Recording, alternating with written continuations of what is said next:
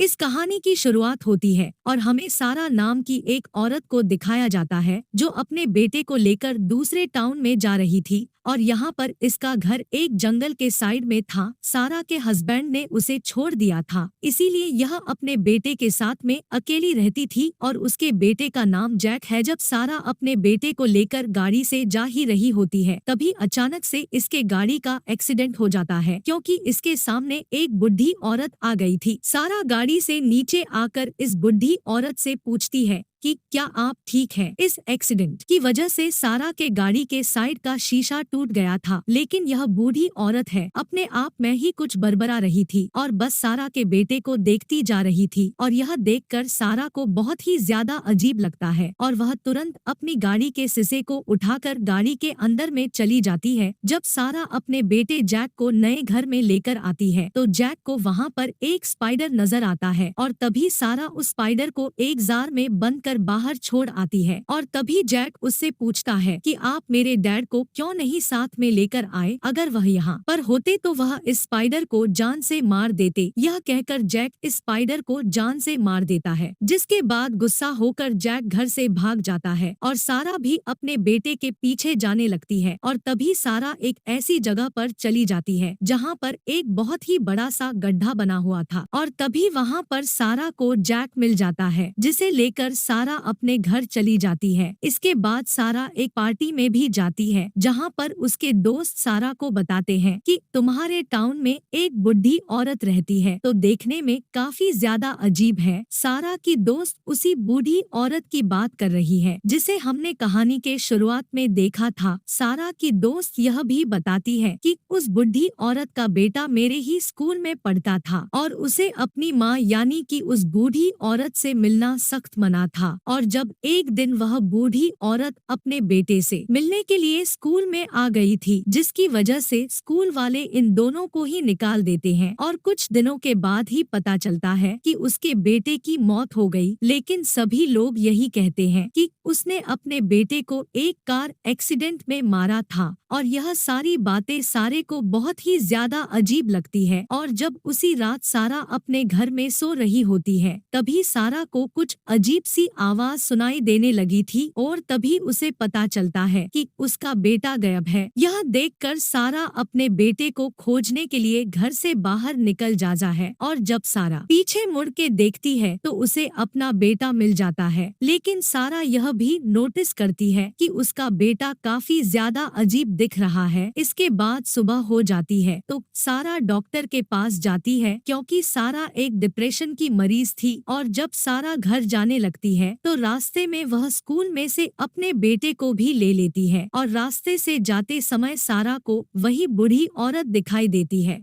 और इस समय उसके साथ में उसका हस्बैंड भी था। जब सारा उस समय उस बूढ़ी औरत के हस्बैंड से बात कर रही होती है, तभी यह बुढ़ी औरत जैक के पास में आ जाती है और बहुत ही अच्छी तरीके से जैक को देखने लगती है, जिसके कुछ देर के बाद यह कहने लगती है कि यह सारा का बेटा नहीं है। इतना कहकर यह बार बार अपने सिर को शीशे पर मारने लगती है। यह देखकर सारा बहुत ज्यादा घबरा जाती है और यह देखकर इस बुढ़ी औरत का हस्बैंड इसे अपने साथ में ले जाता है। इसके बाद सारा भी अपनी बेटी को लेकर घर चली जाती है और अगले दिन जब सारा उस बूढ़ी औरत से मिलने के लिए उसके घर पर जाती है तो वह देखती है कि किसी ने इसे बहुत ही पूरी तरीके से जान से मार दिया है और उसके सिर को मिट्टी में दफना कर रखा था। अगले दिन सारा उस बूढ़ी औरत के फ्यूनरल में जाती है और सारा देखती है कि इस बूढ़ी औरत के घर में जितने भी शीशे होते हैं वह सारे शीशे काले कपड़े से ढके हुए थे और यह देखकर सारा को काफी ज्यादा अजीब लगता है। इसके बाद इस बुढ़ी औरत का हस्बैंड सारा को बताता है कि मेरी बीबी के अंदर में एक खास किस्म की ताकत थी और वह यह थी कि वह किसी को भी देखकर यह बता देती है कि उसके अंदर शैतानी ताकत है और वह अपने ही बेटे को देखकर यह कहने लगी थी कि यह हमारा बेटा नहीं है। अगले दिन सारा जब अपने बेटे के साथ में खाना खा ही रही थी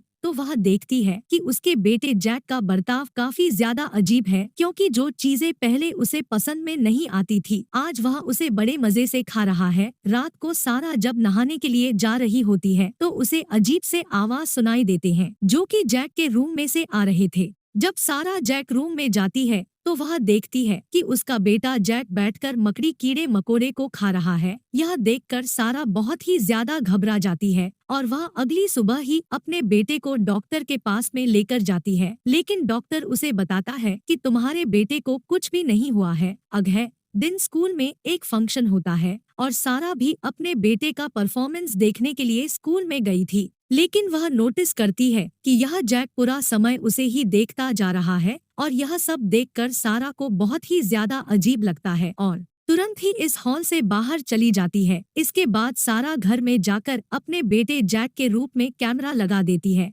क्योंकि सारा को शक था कि यह उसका बेटा नहीं है। और इसके बाद सारा जो कुछ भी उस कैमरे में देती है उससे उसे यकीन हो जाता है कि यह उसका बेटा नहीं है।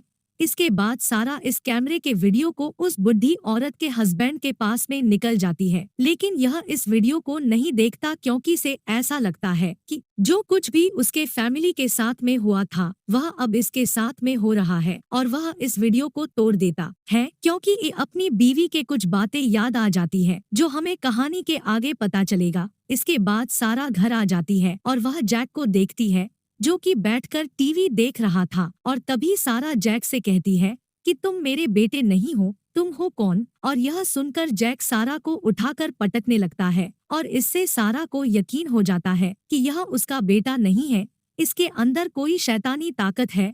जख्मी होने की वजह से सारा वहीं पर बेहोश हो जाती है और जब होश आता है तो मैं देखती है कि उसका बेटा उसी के सामने एक गड्डी को खोज रहा है और यह सारा को इस गड्ढे में दफना देता है। इसके बाद अचानक से जैक बेहोश हो जाता है, क्योंकि सारा ने जैक खाने में बेहोशी की दवा मिला दी। इसके बाद सारा किसी तरह से अपने आप को इस गड्ढे में से बाहर निकालती है और जैक को बेसमेंट में ले जाकर एक जगह पर बांध देती है। इसके बाद सारा जंगल में जाने लगती है और यह भागते हुए उसी बड़े से गड्ढे के पास में आ जाती है जिसे हमने कहानी की शुरुआत में देखा था। और सारा को ऐसा लगता है कि इसका बेटा इसी गड्ढे के अंदर में है। जब सारा गड्ढे के अंदर में जाती है तो इसे एक ही सुरंग दिखाई देती है और इस सुरंग के अंदर में जाने से सारा को अपना बेटा जैक बेहोश पड़ा हुआ मिल जाता है। जब सारा अपने बेटे को लेकर आ ही रही थी तो वह दिखती है कि बहुत ही सारे डिमन मॉन्स्टर उसकी ओर आ रहे हैं और वहीं पर सारा को काफी सारे कंकाल भी दिखाई देते हैं, जिनसे हमें पता चलता है कि यह सारे डिमांड बस बच्चों को खाते हैं। जैसे कि किसी फैमिली में से उनका बच्चे को या अपने पास में ले आते हैं और उसी बच्चे का रूप लेकर उसी के फैमिली में चले जाते हैं। और ऐसा ही उस बुढ़ी औरत के साथ में हुआ, क्योंकि जब उस बुढ़ी औरत को पता चला कि यह उसका बेटा नहीं है तो उसने उस डिमन को जान से मार दिया। लेकिन सभी को यह लगता है कि उसने ही अपने बेटे को ही जान से मार दिया। जब सारा यहाँ से निकल रही होती है तभी एक डिमन सारा का हाथ पकड़ लेता है और ठीक उसी के जैसा रूप भी ले लेता है। लेकिन सारा किसी तरह से डिमन के हाथ से निकलकर इस जगह से बाहर आ जाती है और अपने घर में से गाड़ी की चाबी को लेकर अपने घर को आग लगा देती है, जिसके अंदर वह डिमन बंद था। इसके बाद सारा दूसरे टाउन में चली जाती है और हमें कुछ दिनों के बाद का सीन दिखाया जाता है, जहां पर हम सारा को देखते हैं जो कि अपने नए घर में थी और हम जैक को भी देखते हैं कि जो कि साइकिल चला रहा था। और सारा ने अपने घर के चारों तरफ शीशे लगा रखे थे, क्योंकि सारा को अभी भी शक था कि यह उसका बेटा है या नहीं। और इसी हॉरर एंडिंग के साथ यह कहानी खत्म हो जाती है।